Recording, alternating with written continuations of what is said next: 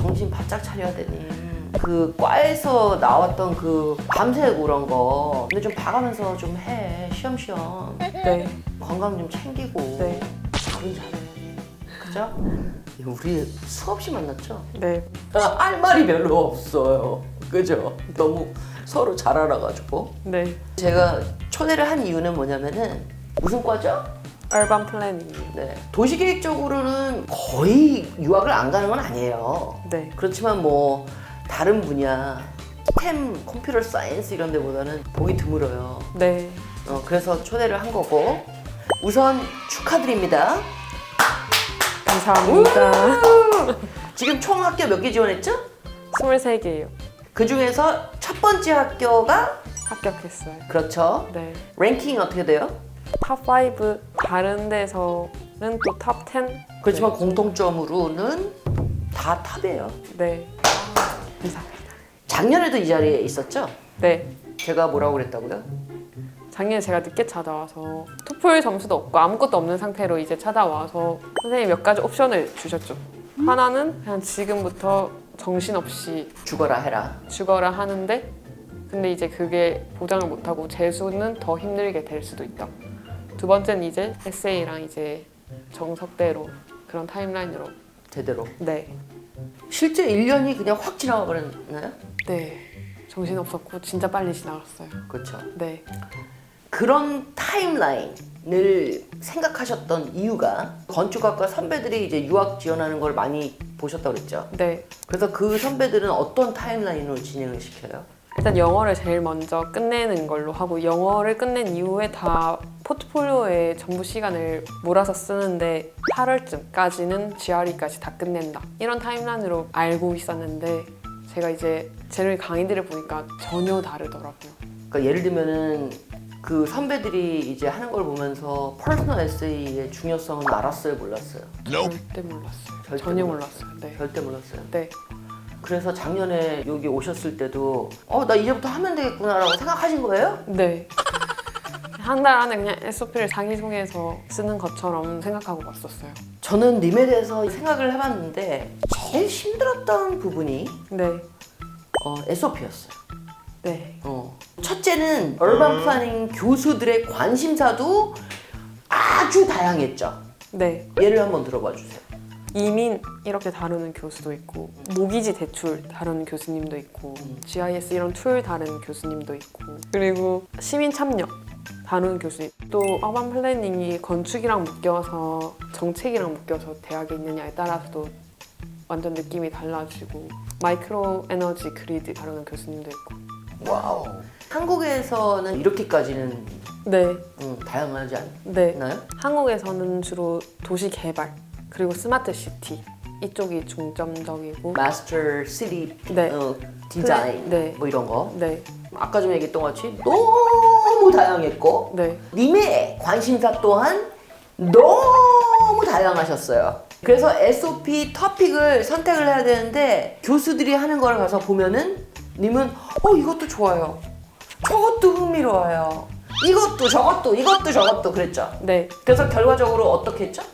토픽을 엄청 많이 10개 정도 잡아서 SP 분량도 4, 5장 이렇게 해서 거기서 뽑았어. 학교 짜집기를 했죠.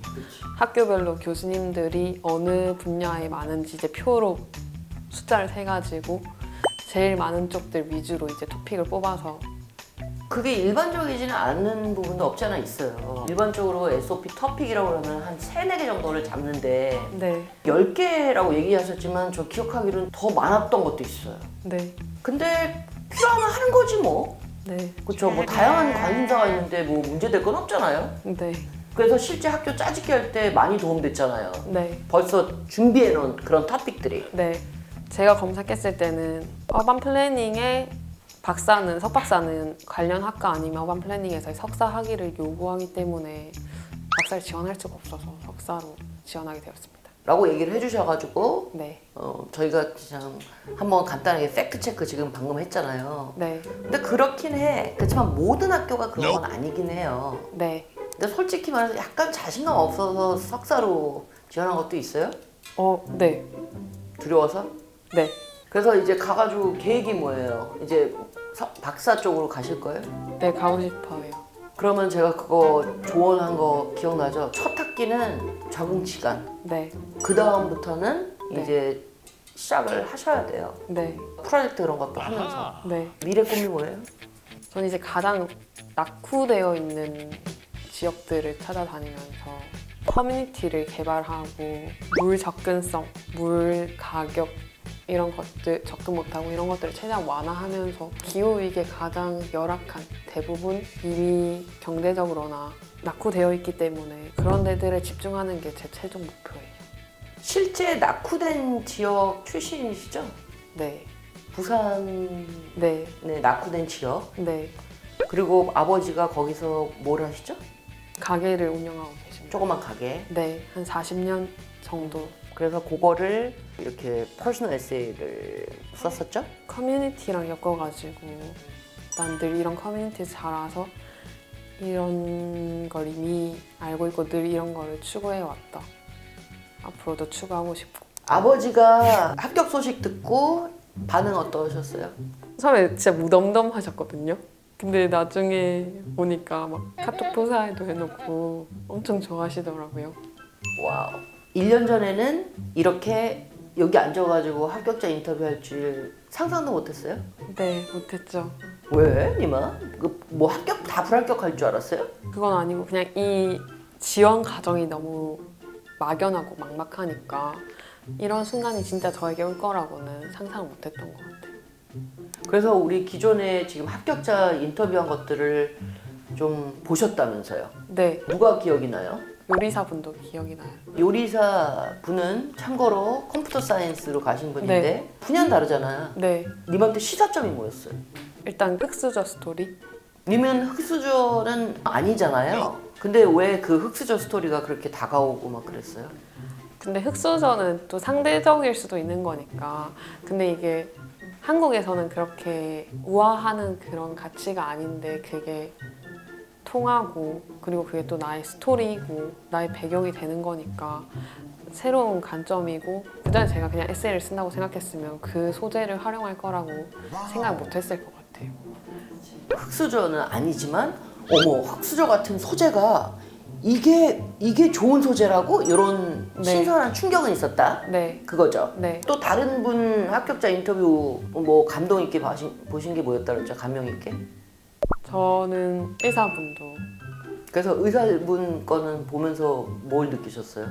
의사라는 되게 안정적인 직업인데 풀타임 하시면서 석사 하시고 그리고 박사 지원하시고 그런 도전하는 게 저는 엄청 대단하다고 생각했었어요. 그렇지만 님도 마찬가지잖아요. 솔직히 말해서 건축 쪽으로 유학을 안 가고 갔으면 어떻게 캐리어가 전개됐을 것 같아요? 설계회사 다니면서 안정적으로 일을 했을 것 같아요. 그 다음에 또 해양대 분도 네, 감명이 깊었다고 했죠. 그분을 통해서 뭐를 배웠어요? 그분도 이제 한국에서 중요시 여기는 학벌 이런 게 상관이 없구나. 미국은 총체적으로 보기 때문에 다양한 나의 가치나 이런 것들을 어필하면 충분히 상세가 가능하고 그런 것들에 집중하는 게 더 중요하구나 이런 걸 느꼈어요. 지원할 때 학벌이 문제가 되신다고 생각했어요? 문제가 된다고 생각 안 했는데 어차피 미국에서 모를 거라고 생각했어요. 그래서 님 칭찬해주고 싶어. 왜냐면 제가 매일마다 진짜 침 튀길 정도로 분야는 달라도 님들한테 시사점이 있으니까 네, 보시라고 얘기를 해요. 그래서 이 지금 우리 찍는 것도 부산 토박이죠? 네. 지금 부산 토박이 고등학생이 이거 보고 있을 수도 있어요. 말 나온 김에 그분들을 위해서 한마디만 해줘봐요. 그냥 길은 진짜 많고 다양해서 그냥 자신이 하고 싶어하는 거에 집중하면 길은 어떻게든 찾을 수 있다고 말씀드리고 싶어요. 그리고 단계별로 생각하면 된다. 네, 왜냐면 부산에서 바로 유학 가는 것도 가능하지만 네, 님은 부산에서 서울로 왔잖아요. 네, 그리고 나서 이제 다음에는 이제 해외로 눈을 돌리는 거니까. 네. 님 부산에 있을 때 어땠어요? 답답했었죠? 저는 진짜 늘 더 넓은 세상, 더 다양한 사람과 더 다양한 가치 이런 것들을 만날 수 있는 걸 늘 갈망했던 것 같아요. 그래서 서울에 오니까 대학교 때 그게 좀 많이 해소가 됐나요? 많이 해소가 됐죠. 그래도 각 지역에서 모이는 친구들이니까 많이 해소가 됐는데 그럼에도 계속 그런 거에 대한 욕망은 있었던 것 같아요. 우선 그 토플하고 GRE 학원은 실제 오프라인 학원을 다니신 거죠? 네. 근데 거기서 얼반 플래닝을 준비하는 다른 꼬맹이들 본 적 있어요, 없어요? 한 명도 본 적이 없어요. 그런데 지금 얘기하신 게 뭐냐면은 그 개인이 이렇게 하는 블로그 같은 경우도 건축 쪽은 많고 네. 그렇지만 얼반 플래닝 거의 없었다라고 네. 하셨죠? 네. 그럼 이미 하나 시작하시면 되겠다, 그죠? 그래서 이 뜻은 뭐냐면 얼반 플래닝에 대한 정보가 거의 없었다는 거예요. 이 정보가 없는 게 많이 답답하고 막 힘들고 그랬어요? 막막했죠. 막막했고 제가 아는 타임라인은 건축으로 유학하는 사람들이니까 포트폴리오 같은 게 필수고 되게 중요한 역할인데 얼반 플래닝에서는 포트폴리오가 필수가 아니고 옵션이기 때문에 다른 전략 그리고 다른 타임라인을 가져야 된다고 생각했는데 그 자체의 정보가 없으니까 막막했어요. 그래서 포트폴리오는 되게 중요해요. 네, 그리고 옵셔널이라고 해도 있으면 좋아 안 좋아? 좋아요. 그렇지만은 포트폴리오를 어떻게 구성했죠? 그 퍼스널 스토리에 맞춰가지고 스토리 라인을 잡았죠. 순서 배치하고. 에세이는 텍스트고 포트폴리오는 비주얼하고 텍스트지만 네, 둘 다 스토리 라인이 있어야 되니까 스토리가 있어야 되는 거예요. 자, 유학 준비 중에 제일 힘들었던 게 영어라고 그러셨죠? 네. 토플 점수는 몇 점이죠? 101점이요. 이거 듣는 꼬맹이들이 니마 네, 뭐야 뭐가 힘들다는 거야 101점이면 잘하는 거 아니야? 라고 할 거예요. 네. 그러니까 어떤 면에서 그렇게 영어가 힘들었어요? 제가 토익도 쳐본 적이 없고 70점대에서 시작을 했는데 6번을 쳤고 한 2년 전쯤에도 쳤던 거 포함하면 한 10번은 친 것 같아요. 원래부터 영어를 안 좋아했어요? 제가 수능에서도 영어를 제일 못했어요. 그래 네. 원래부터? 영어를 조금 등한시하긴 했어요. 그걸 많이 후회했죠. 그래서 이제는 시험을 위한 점수를 위한 공부였다고 치면 이제 지금 몇 달 남았잖아요. 출국하기 전에 네. 좋아하는 미드 보면서 네. 하고 있어요. 자막을 영어로 네. 알겠죠? 네. 이해되죠? 네. 학점 얘기 좀 해봅시다. 학점이 몇 점이에요? 4.5 만점에 3.68. 그거를 4.0으로 그 전환하면 몇 점이에요? 3.45. 님은 이게 낮은 것 같아요? 4.5 기준에서 엄청 낮다고 생각했는데 한산하니까 걱정했던 것보다 나았어요. 그렇다고 높은 건 아니지만. 그래요? 근데 네. 이게 불안했었어요? 네. 그래서 사유 썼어요? 안 썼어요? 쓴 학교도 있고 안 쓴 학교도 있어요. 물어보면 쓰고 뭐 여백이 있으면 쓰는데 월드 리밋이나 이런 게 있을 때는 안 썼어요. 사유는 어떻게 썼어요? 난 관심사가 워낙 많아서 전시회 이런 것도 많이 다녔고 근데 나의 다른 점들을 집중해주라고 제가 뭐 국토대장정을 했던 거나 그렇지만 아니 좀 조금 후회는 된다. 그렇지만 넌 그거를 갖고서 많은 걸 배웠지만 그러니까 밀당. 네. 그렇지만 이제 기회가 다시 주어진다 그러면 진짜 열심히 할 거야. 네. 이런 거.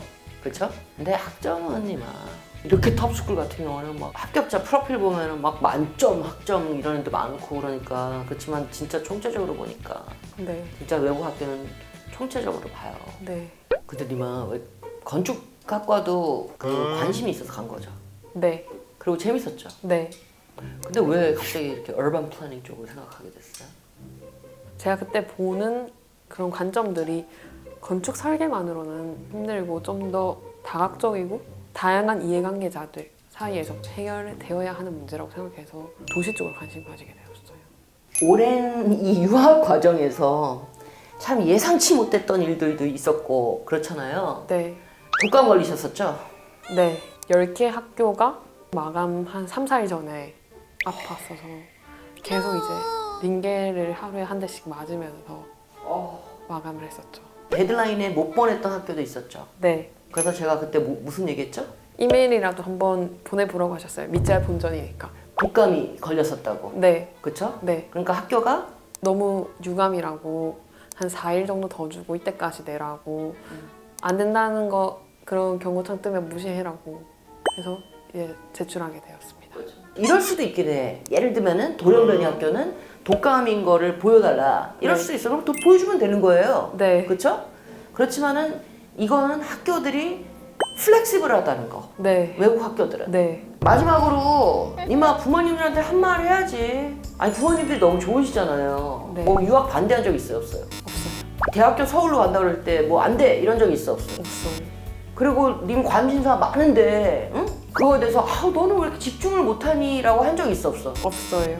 대단하다. 그들을 위해서 한마디 날려야죠. 영상 편집. 근데 저 살짝 눈물 날 것 같은데요? 괜찮아요, 니마. 엄마 아빠 내가 하고 싶어하는 거 할 수 있는, 그리고 준비할 수 있는 기회를 주고 지원을 해주고 늘 응원을 해줘서 너무너무 감사합니다. 그리고 너무너무 사랑하고 제가 꼭 열심히 공부하고 호강시켜 드릴게요. 니마 너무너무 고생했고요. 진짜 거의 어떻게 보면 2년 동안 고생한 거죠. 네, 그리고 너무너무 해피엔딩이고 그러기 때문에 I'm very happy and you're also very happy. 네. 자, 그럼 우리 멤버가 마지막에 하는 거 뭐 있어? 화이팅! 화이팅! 근데 그거 바꿀까? 얼번 플래닝으로. 네. 응. 하나, 둘, 셋! 얼번 얼번 플래닝!